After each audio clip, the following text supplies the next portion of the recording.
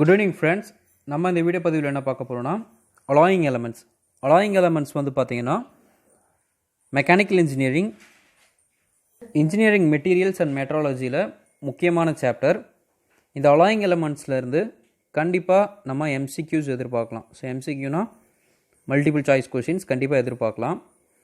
So இந்த alloying elements வந்து பார்த்திங்கன்னா பேசிக்கலாக 3 பிரிக்கலாம். ஒன்று வந்து காப்பர் அலாயிங், இன்னொன்று அலுமினியம் அலாய், இன்னொன்று ஸ்டீல் அலாய். இதில் ஸ்டீல் அலாயிலையும் காப்பர் அலாயிலையும் தான் அதிக கேள்விகள் கேட்பாங்க.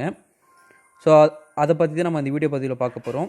ஸோ இப்போ தான் நீங்கள் முதல்ல இந்த நம்ம வீடியோக்கு வர்றீங்கன்னா மறக்காமல் சப்ஸ்கிரைப் பண்ணுங்கள், லைக் பண்ணுங்கள். உங்களுக்கு எந்த இடத்துல டவுட் வருதோ அந்த பாயிண்ட்டை கமெண்ட் செக்ஷனில் மென்ஷன் பண்ணுங்கள். அதுக்கான க்ளீன் எக்ஸ்ப்ளனேஷன் நான் ப்ரொவைட் பண்ணுறேன். ஸோ வாங்க அலாய்ஸ் பற்றி பார்ப்போம். ஸோ அலாய் வந்து பார்த்திங்கன்னா it's a combination of 2 metals to get a desired property. So example வந்து carbon is added with steel in order to increase its strength. அதாவது நமக்கு வந்து பார்த்திங்கன்னா பேசிக்காக எக்ஸாம்பிள்லேருந்து டெஃபினேஷன் போகலாம். ஸோ ஸ்டீல் அப்படிங்கிறது வந்து பார்த்திங்கன்னா நமக்கு தெரியும், அது வந்து பார்த்திங்கன்னா நார்மலாகவே ஹார்டாக இருக்கும். ஸோ அதோடைய ஹார்ட்னஸை நம்ம இன்னும் இன்க்ரீஸ் பண்ணுறதுக்காக கூட வந்து பார்த்திங்கன்னா கார்பன் ஆட் பண்ணுறோம். ஓகேங்களா? கார்பன் ஆட் பண்ணுறப்போ நமக்கு ஹார்ட்னஸ் இன்னும் என்ன ஆகுதுன்னா இன்னமும் டபுள் மடங்கு இன்க்ரீஸ் ஆகுது. ஸோ இந்த மாதிரி நமக்கு தேவையான டிசைரபிள் ப்ராப்பர்ட்டி வர்றதுக்காக 2 டிஃப்ரெண்ட் மெட்டல்ஸை எலமெண்ட்ஸை நம்ம ஜாயின் பண்ணுறதுக்கு பேர் தான் அலாய் அப்படின்னு சொல்லுவாங்க. அதாவது நம்ம ஜாயின் பண்ணதுக்கப்புறம் நம்ம கிடைக்கக்கூடிய மெட்டலை அலாயிங் மெட்டல் அப்படின்னு சொல்லுவாங்க. அந்த ப்ராசஸ் பேர் அலாயிங். ஓகேங்களா? ஸோ இதுதான் அலாயை பற்றினா பேசிக்கான definition. So exam point of வியூவில் நம்ம டெஃபினேஷன் தெரிஞ்சுக்கிட்டோம். அதுக்கடுத்து டேரெக்டாக அலாய்ஸ் பற்றி பார்த்துடலாம். ஸோ ஃபர்ஸ்ட்டு நம்ம காப்பர் அலாய்ஸை பற்றி பார்க்கலாம். ஸோ காப்பர் அலாய், காப்பர் வந்து பார்த்திங்கன்னா காப்பர் கூட நிக்கல் ஆட் பண்ணுறாங்க, காப்பர் கூட பெரிலியம் ஆட் பண்ணுறாங்க. ஸோ அப்படி ஆட் பண்ணுறப்ப நமக்கு என்னென்ன ப்ராப்பர்ட்டி கிடைக்குதுன்னு பார்ப்போம். ஸோ நார்மலாகவே நமக்கு தெரியும் காப்பர் வந்து பார்த்திங்கன்னா இட்ஸ் அ பிரேக்கபிள் மெட்டீரியல். பிரேக்கபிள்னால் அதோடைய ஸ்ட்ரென்த் வந்து ரொம்ப ரொம்ப கம்மி. ஸோ அதோடைய ஸ்ட்ரென்த்தை நம்ம இன்க்ரீஸ் பண்ணுறதுக்காக நிக்கல் ஆட் பண்ணுறோம். ஸோ காப்பரில் நிக்கல் ஆட் பண்ணுறப்ப நமக்கு ஸ்ட்ரென்த் இன்க்ரீஸ் ஆகுது. அதே நிக்கலை நம்ம ஸ்டீலில் ஆட் பண்ணுறப்ப டக்டிலிட்டி இன்க்ரீஸ் ஆகுது. ஸோ இது ரெண்டுக்குள்ள வித்தியாசத்தை நல்லா புரிஞ்சுக்கணும். ஸோ காப்பரில் வந்து ஸ்ட்ரென்த்து வந்து பார்த்திங்கன்னா ஏற்கனவே கம்மி, அது கூட நம்ம நிக்கல் ஆட் பண்ணுறப்ப ஸ்ட்ரென்த் வந்து அதிகமாகுது. அதுவே ஸ்டீலில் நார்மலாகவே ஸ்ட்ரென்த் அதிகம், அது கூட நிக்கல் ஆட் பண்ணுறப்ப நமக்கு டக்டிலிட்டி இன்க்ரீஸ் ஆகுது. ஸோ டக்டிலிட்டிக்கும் ஸ்ட்ரென்த்துக்கும் உள்ள வித்தியாசம் பேசிக்காக தெரிஞ்சிருக்கணும். டக்டிலிட்டினா என்னென்னா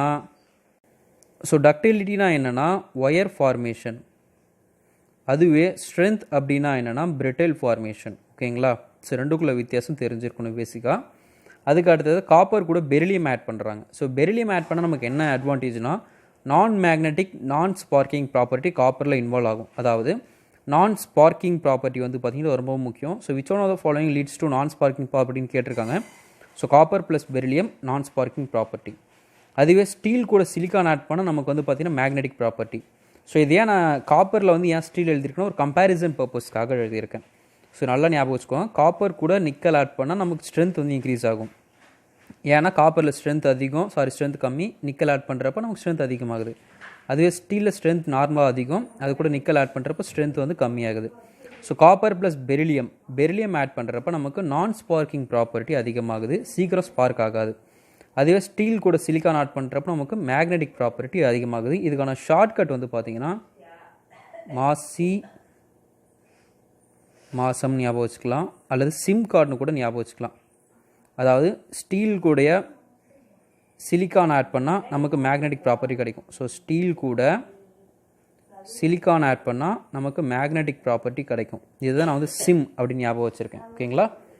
அடுத்தது அலுமினியம் அலாய்ஸ் பற்றி பார்க்கலாம். ஸோ அலுமினியம்ங்கிறது வந்து பார்த்திங்கன்னா டக்டைல் மெட்டீரியல். இதை பற்றி நீங்கள் முதல்ல தெரிஞ்சுக்கணும். டக்டைல்னால் என்னென்னா நம்மளால் பிரேக் பண்ண முடியாது. ஸோ ஈஸியாக பிரேக் பண்ண முடியாது. பிரேக் பண்ணுறதுக்கு முன்னாடி இது என்னவாகும்னா ஒயர் மாதிரி ஜவ்வு மாதிரி இழுத்தா வந்துக்கிட்டே இருக்கும். அதுதான் டக்டைல் மெட்டீரியல் அப்படின்னு சொல்லுவாங்க. பிரிட்டைல் மெட்டீரியல்னால் போட்ட உடனே உடஞ்சிரும். ஓகேங்களா?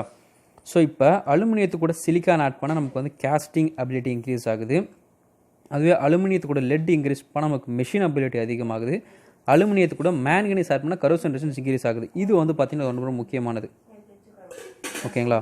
அலுமினியத்து கூட மேங்கனீஸ் ஆட் பண்ணுற நமக்கு என்ன இன்க்ரீஸ் ஆகுது, கரோஷன் ரெசிஸ்டன்ஸ். அதுவே அலுமினியத்து கூட லெட் ஆட் பண்ணுறாங்க. ஸோ அலுமினியம் ப்ளஸ் லெட் வந்து மிஷினபிலிட்டி. அதுவே அலுமினியத்து கூட சிலிக்கான் ஆட் பண்ணுறாங்க. சிலிக்கான் ஆட் பண்ணுறப்ப நமக்கு என்ன கிடைக்கிது, கேஸ்டிங் அபிலிட்டி கிடைக்கிது. ஓகேங்களா. நோட்ஸ், அலுமினியத்தை பற்றின ஒரு முக்கியமான குறிப்பு என்னென்னா, aluminium oxide is a corrosion resistance. Aluminium oxide Al2O3 Al2O3ங்கிறது என்னென்னா கரோஷன் ரெசிஸ்டன்ஸ். நார்மலாகவே அலுமினியம் ஆக்சைடுங்கிறது கரோஷன் ரெசிஸ்டன்ஸ்.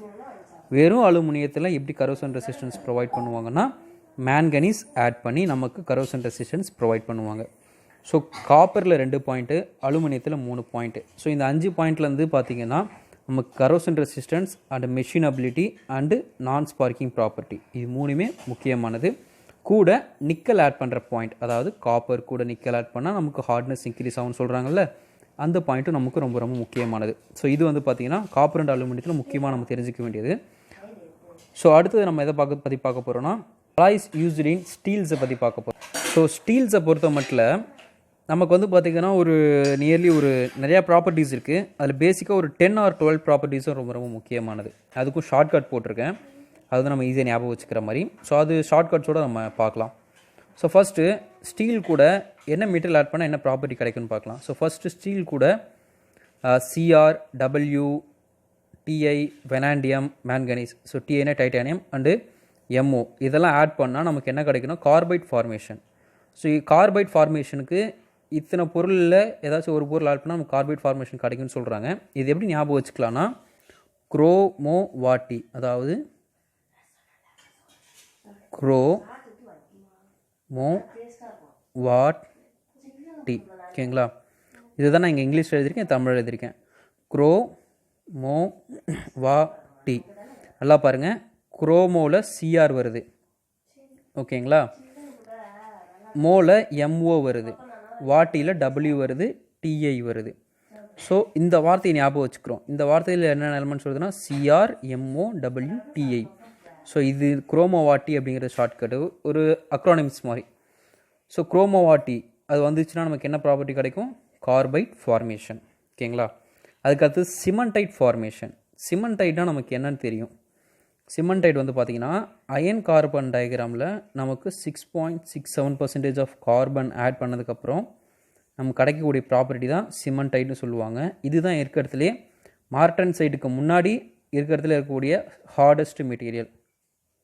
இது நமக்கு எப்படி கிடைக்குதுன்னா, சல்ஃபர் ஆட் பண்ணுறது மூலம் நமக்கு சிமெண்டைட் ஃபார்மேஷன் நடக்குது. சல்ஃபரை ஸ்டீல் கூட ஆட் பண்ணால் நமக்கு சிமெண்டைட் ஃபார்மேஷன். அதுக்கடுத்து கிராஃபைட் ஃபார்மேஷன். ஸோ இந்த மாதிரி ஃபார்மேஷன் வருது பார்த்தீங்களா, இந்த ஃபார்மேஷன் அண்ட் ஸ்டெபிலைசர்ஸ் இது ரொம்ப ரொம்ப முக்கியமான. ஸ்டெபிலைசர் வந்து பார்த்திங்கன்னா ESKலே கேட்டிருக்கிறாங்க. ஸோ கிராஃபைட் ஃபார்மேஷனுக்கு கோஸ்னியால் அப்படிங்கிறது ஷார்ட்கட். இது இங்கிலீஷ் எழுதுனா எப்படி வரும், COS நீ NI நீ ஆல் AL, கோஸ்னியல்.